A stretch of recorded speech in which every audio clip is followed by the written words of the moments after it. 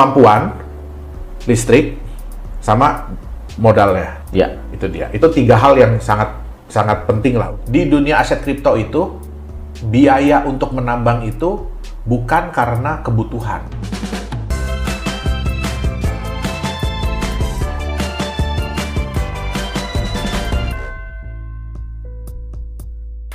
Hai, saya Tom MC Flip, founder Top Watch Indonesia. Kita hari ini akan membahas mengenai gimana cara menambang koin-koin yang saat ini sedang booming dan bagaimana caranya Anda bisa memiliki pertimbangan-pertimbangan agar Anda tidak salah dalam memilih keputusan. Ya, jangan-jangan nanti keluar duit udah besar tapi ternyata tidak mampu memberikan return yang Anda harapkan. So, kita masih bersama Pak Yohanes. Pak Yohanes, jadi kalau bicara tentang mining, apa sih langkah-langkah yang harus diambil untuk melakukan mining?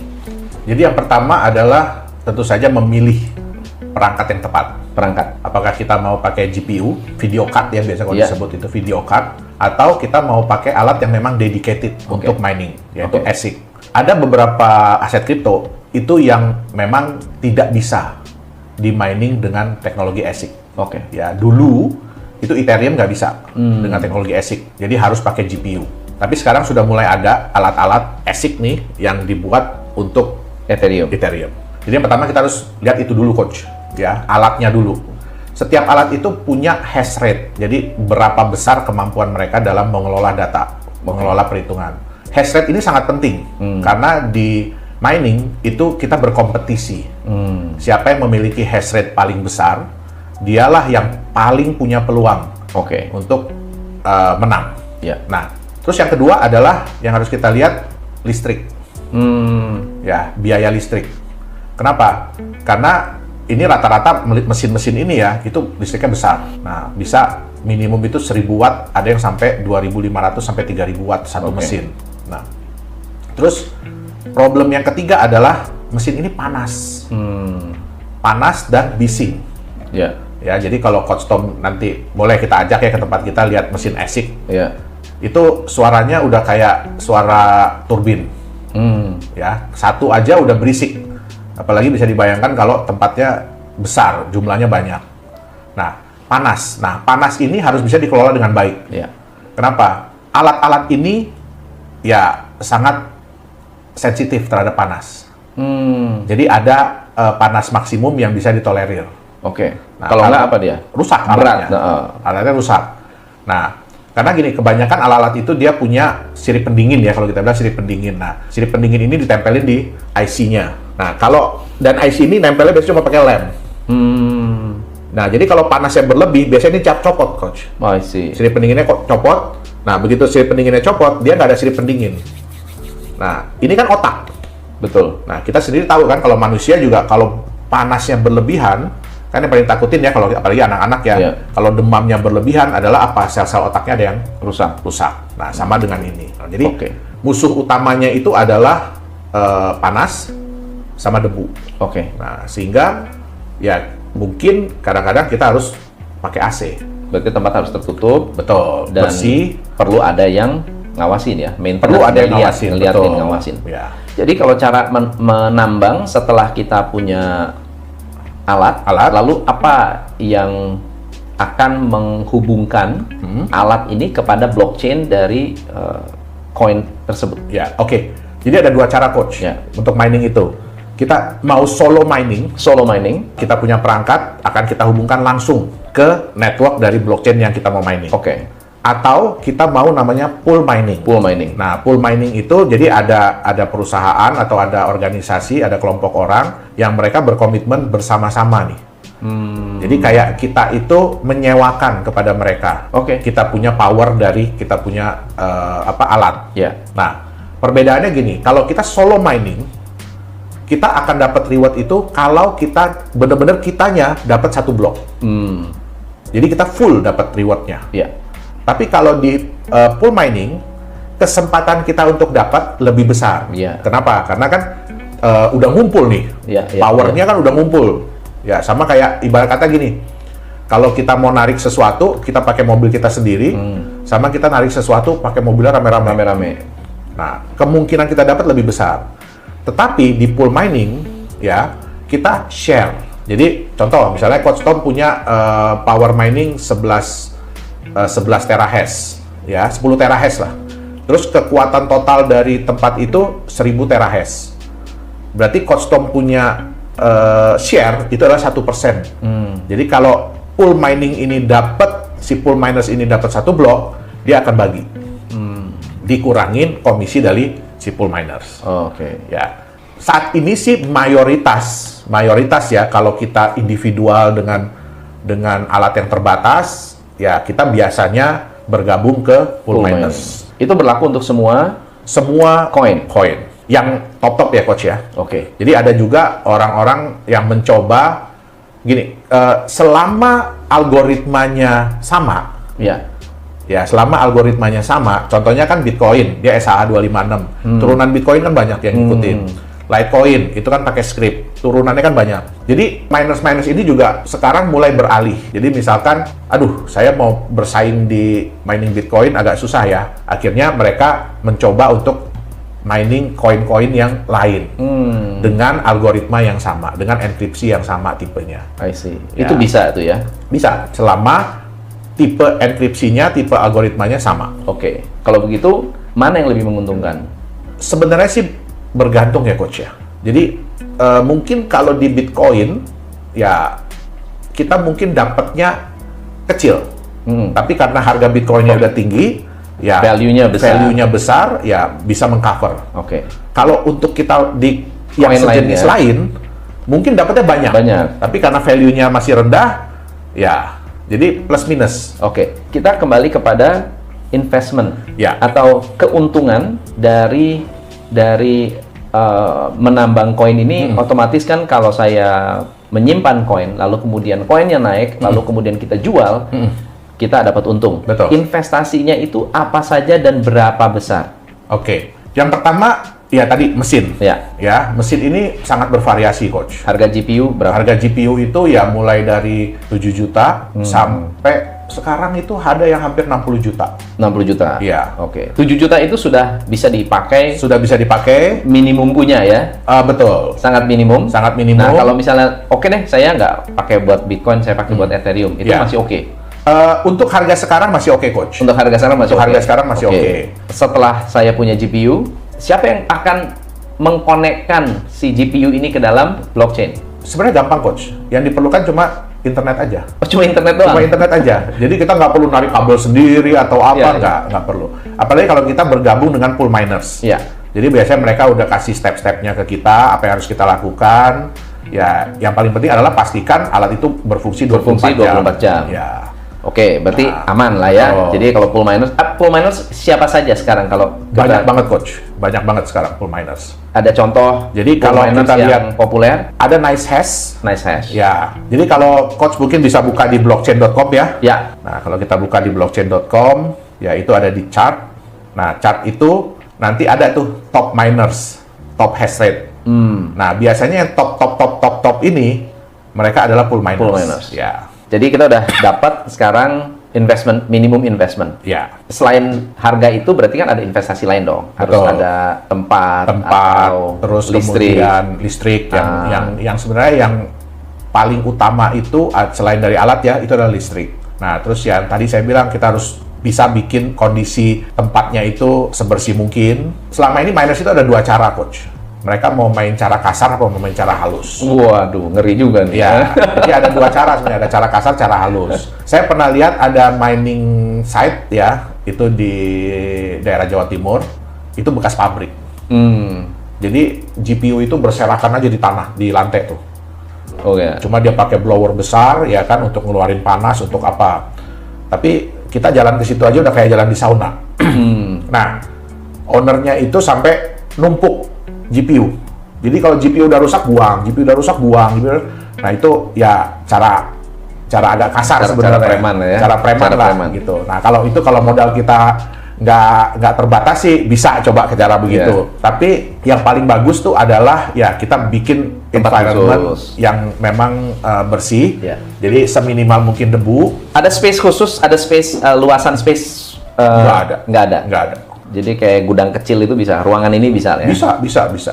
Karena ya dengan satu komputer pun bisa kok. Sebagai perbandingan, kemarin saya ada bantuin temen, ya dia pakai GPU ya untuk Ethereum, itu ya cuma modal satu, kayak kita bikin desktop biasa, komputer PC ya. Dia bekerja 24 jam. 24 jam. Menghasilkan berapa? Dengan tipe GPU yang dia pakai ya, sekitar 3,5 juta Bersih? per bulan. Oke. 3,5 juta per bulan. Modal 7 juta? Tidak. Modal 40 juta. 40 juta. Ya. Jadi modal 40 juta. 40 juta. Dapat 3,5 juta. Ya, 10 bulan, 12 bulan lah ya. Betul. Balik modal. Ya. Setelah itu, kalau harga Ethereum naik bisa lebih tinggi betul. dong. Jadi bergantung lagi dari harga sebenarnya. Ya. Cuma ya ada satu hal yang sering dilewatkan oleh orang-orang. Kalau kita kan di dunia industri itu ada yang namanya harga produk, harga barang. Kan dia terkena depresiasi. Nah, itu pun sebenarnya harus kita hitung. Ya. Nah, jadi kayak yang saya bilang tadi, kalau kita main kasar, ya mungkin GPU itu nggak bertahan lama. 3 bulan, 6 bulan udah rusak. Nah, tapi ya kalau kita bisa maintenance-nya bagus, ya otomatis biayanya kan nambah. Ya kan? Nah, ya itu mungkin bisa bertahan sekitar 2 tahun lah. Kenapa? Karena kemampuan GPU itu pun semakin lama akan semakin turun untuk menghitung. Jadi nggak bisa kita bilang, oh, waktu kita beli pertama saya bisa dapat 3,6 juta gitu. Ya, itu karena masih belum loadingnya cepat ya. Betul, masih grass ibarat kata. Itu bisa diservis nggak sih? GPU itu bisa diservis, Coach. Tapi kadang-kadang biaya servisnya hampir sama kayak beli baru. Iya. Oke. Hampir sama kayak beli baru. Jadi itu potensi pendapatan. Betul. Dengan modal 40 juta plus. Betul. Umur GPU 40 juta itu berapa tahun? Kalau normal pemakaian sih sebenarnya bisa 3, 4, 5 tahun. 3 sampai Iya. Pak Yohanes punya sudah. Tapi itu kan lama? normal, Coach. Ini baru sekitar 3 bulanan lah. Oh, enggak. Tapi rata-rata kalau untuk mining, saya pakai ASIC, Coach. Nah, oke. Nah, kita sekarang naik ke yang ASIC. Ya. ASIC itu minimum berapa harga? 60-an? Minimum sekarang tergantung tipe ya, sekitar 40 jutaan. Sebenarnya kita harus menghitung antara kemampuan listrik sama modalnya. Jadi biaya alat. Ya. Itu dia. Itu 3 hal yang sangat penting lah untuk dihitung. Nah, itu pun bisa kita ada beberapa halaman website yang menyediakan. Kita tinggal cari aja mining profit calculator. Mining profit calculator. Cari di Google mining profit calculator tuh biasanya mereka memberikan tuh. Kalau kita pakai alat ini dengan biaya listrik segini, ya kan? Nah, itu berapa hasilnya? Oke, kita buka aja ya. Ya. Kalau ini lebih saya bilang lebih akurat. Kenapa? Karena mereka based on berdasarkan dari pengalaman mereka selama ini. Oke, kita lihat ya. Jadi bisa dipilih mau CPU, GPU, ASIC. Earnings per day. Wah, earning per day 37,4. Ini Pro. Ya, kalau pakai S19. Ya. Oke, ASIC ya. Ya, betul. $37 belum dihitung dengan biaya listrik. Oke. Ya. Ya, not bad lah. $28 per day. Per day. Ya kan? ASIC ini sebenarnya lebih riskan. Ya, tadi yang saya bilang itu, Coach. Bisa jatuh satu siripnya. Jadi biasanya ASIC itu dia ada 3 sirip, 3-4 sirip. Satu sirip ini tuh isinya berapa IC tadi yang saya bilang. Kadang-kadang kalau satu jatuh, itu nyusul nanti. Jadi yang in between berarti yang tengah-tengah bisa pakai GPU ya, GPU ya. Lebih ke GPU ya, atau AMD, Radeon. Dapat $12 per hari. Ya. Harga Nvidia berapa?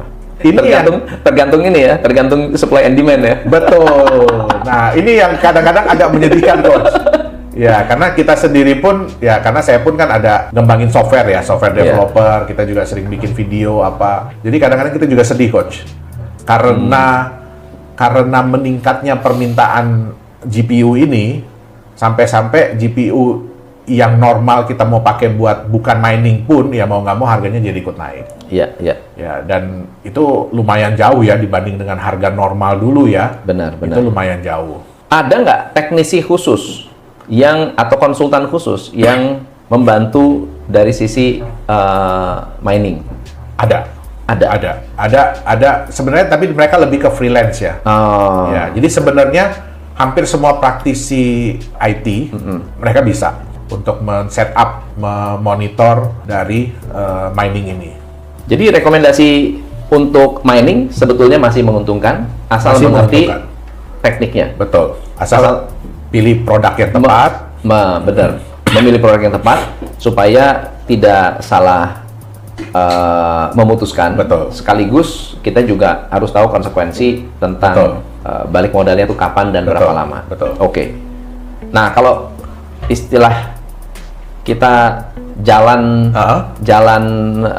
ya berani nekat aja, yang mana yang bisa dibilang untuk beginners? Untuk beginners, untuk belajar ya. Yeah. Ini para beginners. Gimana kita bisa modal berapa yang paling realistis ya? Yeah. Mungkin nggak mau terlalu nggak terlalu jelek banget juga jangan, ya kan? Tapi ya jangan sampai nunggu tapi juga nggak lama. harus nggak harus sampai ratusan juta gitu. Mungkin sekitar di angka 20 jutaan, Coach. Oh, 20 jutaan masih bisa. Mungkin di angka 20 jutaan. Oke. Ya, itu masih bisa ya. Mungkin kita kalau bilang balik modal ya, sekitar 1 tahun lah. 1 tahun. 1 tahun. Ya, tapi ya itu tadi dengan perawatan yang cukup. I see. Ya, jadi paling enggak ya mungkin sebulan sekali dibongkar, dibersihin, ya kan, debu-debunya disedot, dihilangin. Terus juga ruangannya jangan terlalu panas. Buat yang punya modal lebih baik langsung main rig aja. Main rig, betul. Ya, daripada nanggung-nanggung ya. Betul. Langsung 5, 10 Betul. GPU. Ya. Lebih worth it ya, karena Lebih worth it. capeknya sama. Capeknya sama, betul. Ya. Kita perlu bahas mengenai risiko. Siap. Ya kan? Berarti kan Ya. jangan lihat untungnya doang nih, Betul, teman-teman. betul. Jangan lihat untungnya doang, banyak risikonya. Ya. Apa saja risiko-risiko yang harus Anda pertimbangkan Betul. untuk cuan dari mining. Kita akan ngobrol tentang masalah-masalah tentang mining yang jarang sekali dibahas, sehingga ketika Anda melakukan mining lalu kemudian merasa bahwa saya awalnya kok janjinya manis banget nih, tapi ternyata ada masalah-masalah yang tidak dibahas sebelum kita melakukan investment. Nah, ini yang akan kita bahas. Sebetulnya ada risiko apa sih kalau kita berbicara tentang mining atau kesulitan-kesulitan dari praktisi yang pengalaman seperti Pak Yohanes? Apa kira-kira? Oke. Jadi tantangan yang paling utama sebenarnya adalah volatilitas dari harga asetnya itu sendiri, Coach. Oke. Ya, karena kita nggak pernah bisa menduga kapan dia akan naik atau kapan dia akan turun. Oke. Nah, jadi seperti tahun 2019 ya kalau saya nggak salah, 2018-2019 kan Bitcoin itu lumayan jatuh ya, bahkan sampai bottom low waktu itu ya. Benar. Nah, jadi termasuk saya sendiri pun akhirnya memutuskan untuk kita stop mining dulu deh. Oke. Nah, jadi itu adalah masalah yang paling utama. Oke. Terus yang kedua adalah maintenance. Nah, seperti saya bilang tadi, jadi bukan berarti kita beli alat ini, tinggal colok, pasang internet, sambungin, selesai, tinggal. Nggak bisa. Anggap kita ini seperti punya sebuah usaha, seperti punya pabrik. Ya, jadi tetap harus dijaga, tetap harus di-maintain, ya kan, dipantau. Nah, yang ketiga tentu saja persaingan. Oke. Jadi di dunia aset kripto itu biaya untuk menambang itu bukan karena kebutuhan. Ya, bukan karena ya memang harus segitu. Contohnya saya bilang tadi sama Coach Tom, kalau kita mining terus semua orang matiin, ya kan, cukup dengan satu CPU aja, Coach Tom udah bisa mining, udah bisa ngejalanin Bitcoin. Jadi bukan berarti tambah lama semakin sulit.